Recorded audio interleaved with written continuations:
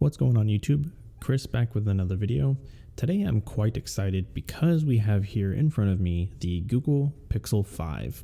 Now this is a completely different separation from what Google has done in the past. This is now considered their flagship here of late 2020, and compared to, let's say, the Pixel 4 and 4 XL, from the specs in terms of just the processor used, it definitely brought a lot of controversy in terms of what Google is doing, but in terms of their entire strategy, it makes sense.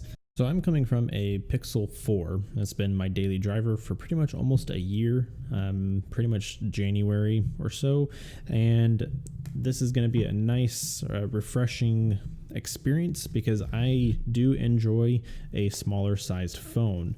I'm not a fan of the behemoth screen sizes, so I'm really excited to be able to experience the Pixel 5. We do have the black version. So we're meted with the device first and foremost right up front. We're just going to set that aside as always. We'll get into the accessories that come included. You get a SIM ejector tool, some warranty quick start guide information. You do at least get a cable, which is a C to C, because this does support fast charging 18 watts over USB-C power delivery. And you do get a power brick. This has been the same power brick that Google has been using for, I want to say, pretty much ever since the first Pixel. And then you do have a USB-C OTG cable that they've included on pretty much every Pixel as well, so you can quickly transfer files if you need to from, let's say, an iPhone.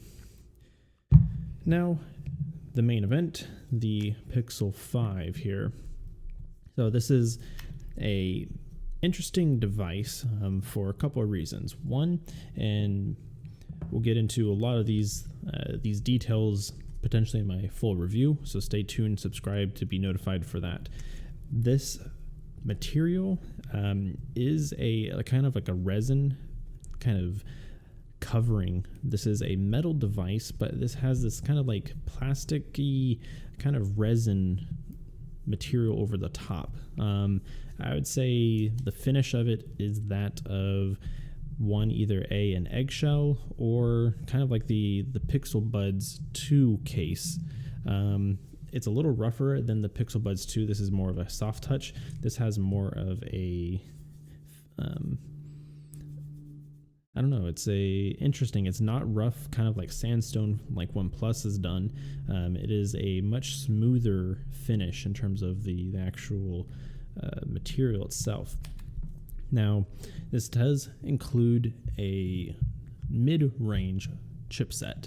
All right, so this uses the Snapdragon 765. This does support 5G, hence the name, and on the front of the box it says 5G there.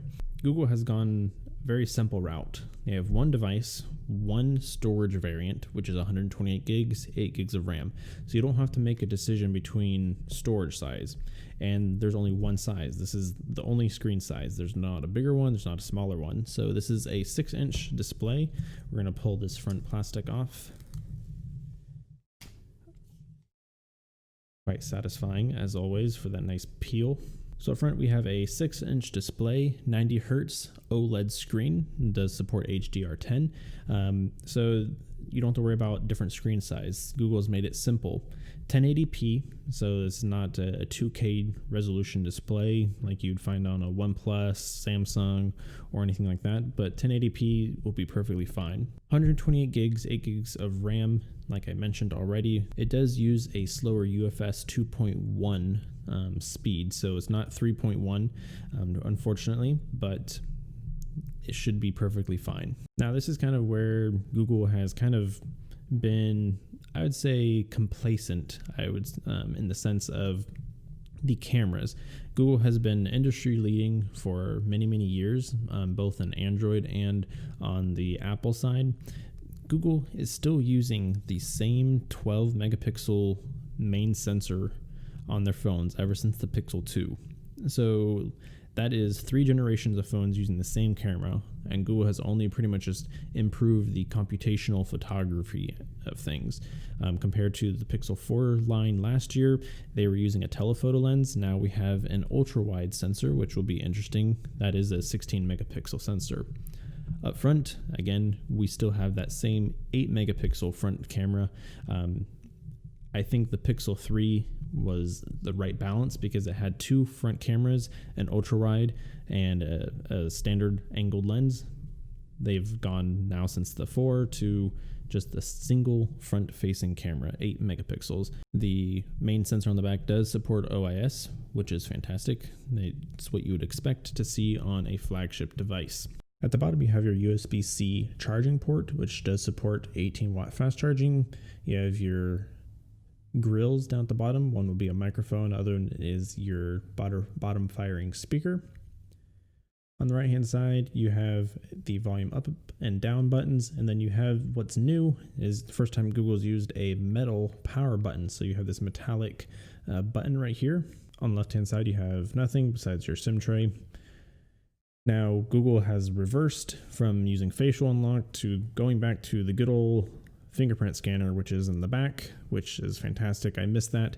You're able to swipe down to open up notifications, and yeah, it's very useful to have that. So up front, like I said, you have a pinhole for your front facing 8 megapixel camera, and then your 6-inch display. This does use a Gorilla Glass 6.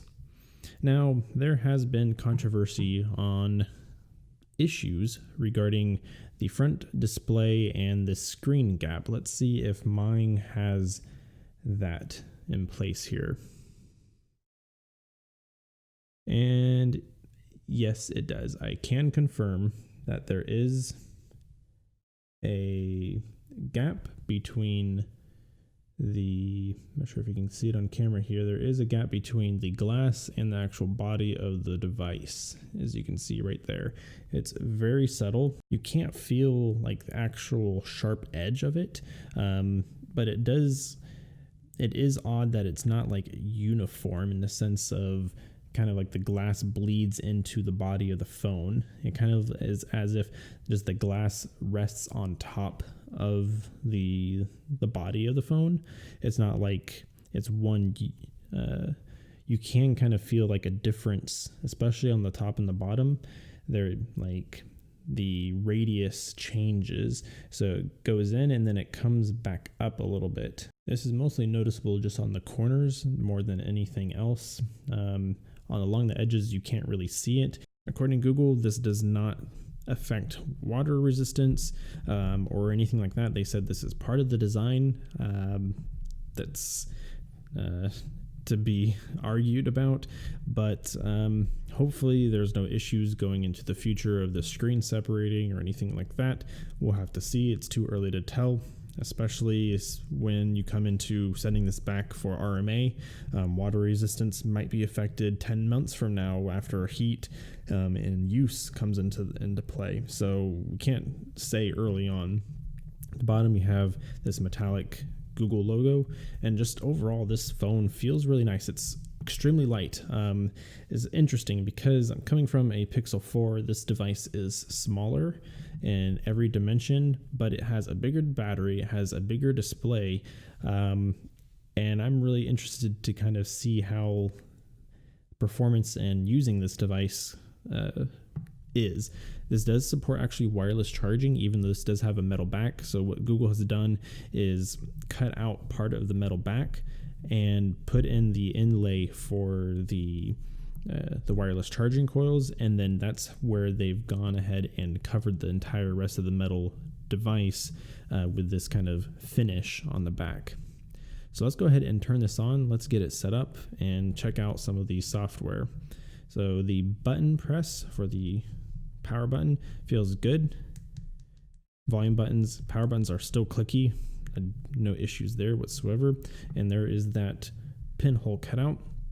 Display is bright. So far indoors, we'll have to check out in the full review for screen brightness and usability in the daylight. So stay tuned for that. Bezels look very minimal. That's something that's been improved on compared to the Pixel 4. That would be the actual bezels. There is more screen to body ratio on the Pixel 5 at about almost 86%, whereas the Pixel 4 was at just under 80%. So a good whole 5-6%, give or take. And you don't have the huge chin. That's how they're able to size down the device. This device is actually lighter than the Pixel 4, even though it had a smaller battery. I like the feel, the size of this phone. So I'm going to go ahead and get this set up, get logged in, and we'll be right back. So something I wanted to cover here is I don't think people talk enough about the actual setup of a Pixel. So a couple things. If you're coming from an iPhone, a Pixel is the only Android device that you can actually copy over all of your text messages and iMessages. You would need to connect the device via USB-C to the USB-C and OTG cable, and you're able to convert and transfer all those messages to the Pixel. My wife did it. She was amazed, and that was the only way I got her to move to Pixel, is for her to be able to keep all those conversations.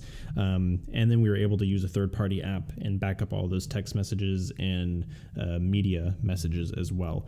You're able to transfer data from another Android device or another Pixel, either using the USB-C cable or using a Google backup, which you can do on your current existing device.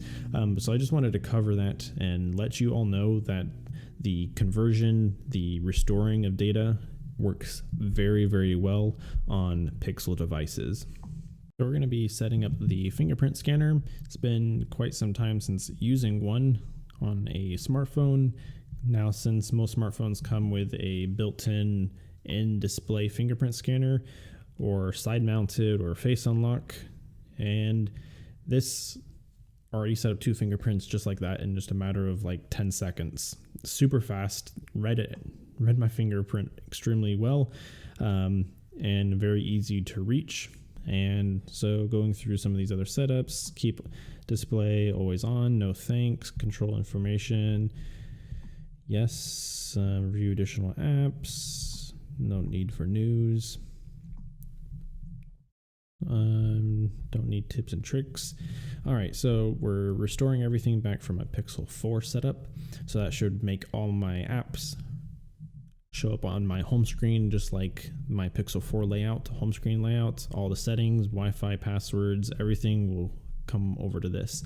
This has a massive battery. That's one thing that I have saved to this point. This has a 4080 milliamp hour battery. That is massive when you think of it in the sense of it's using a Snapdragon 765 processor.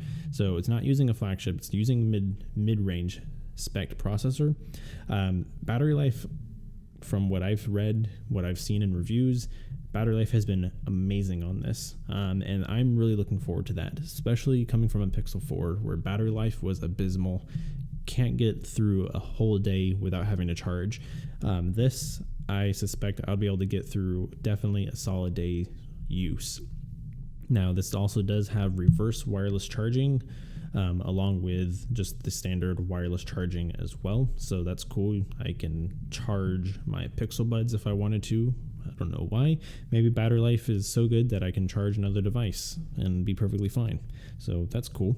Now, downside is we're coming into 2021 very soon, and unfortunately, we don't have Wi-Fi 6 built in onto this.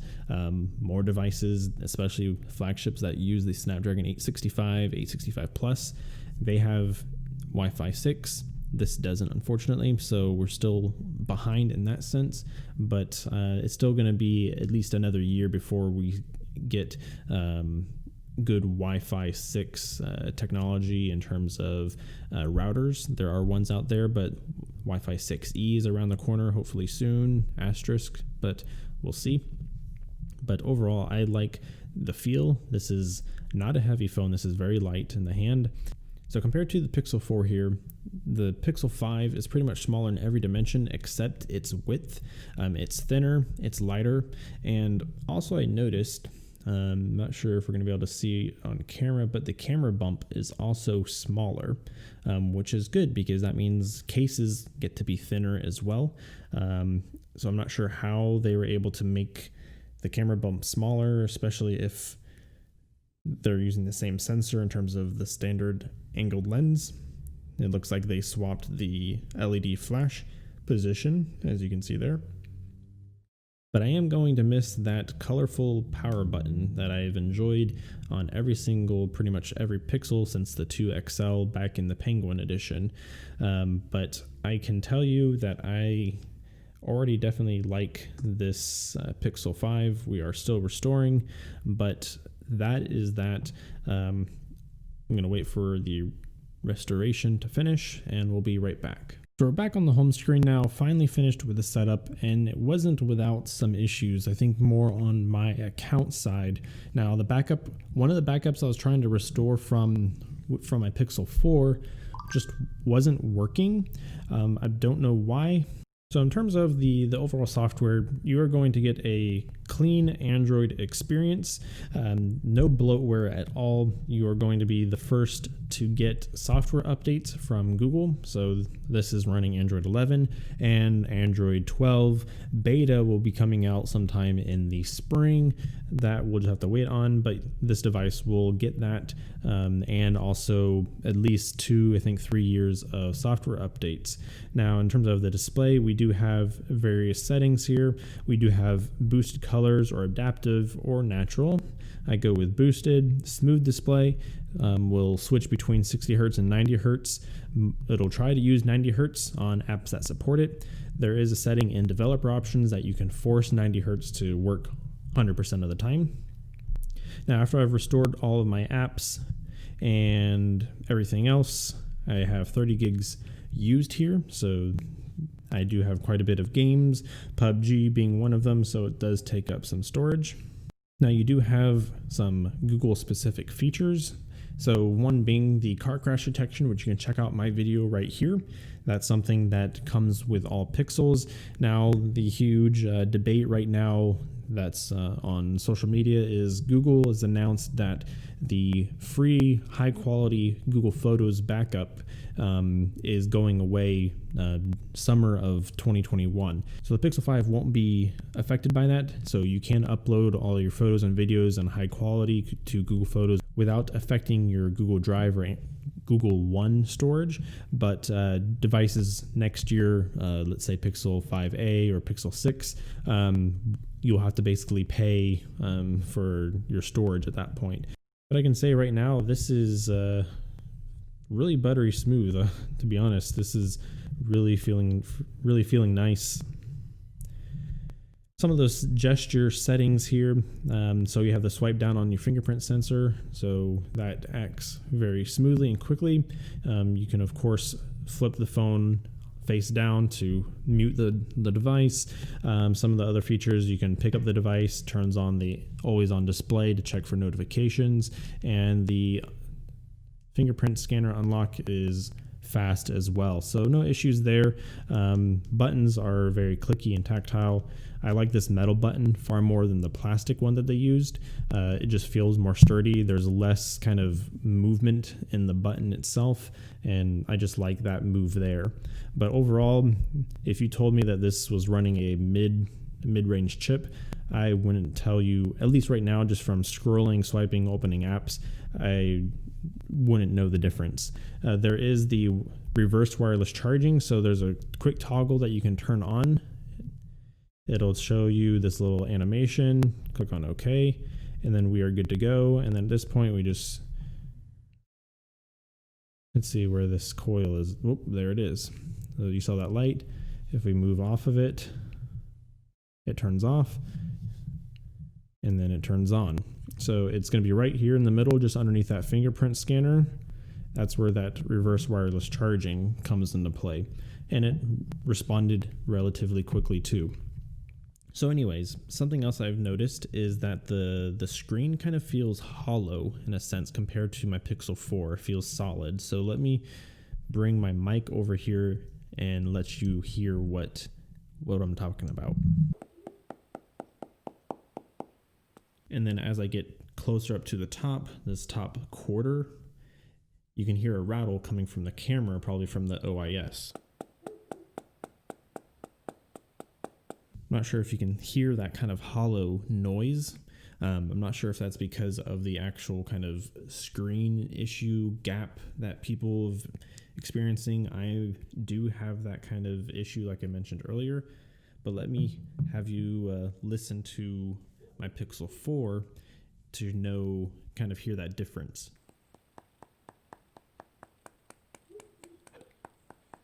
It just sounds more solid and like put together, if that makes sense. The device feeling great, liking the size. The screen looks really nice.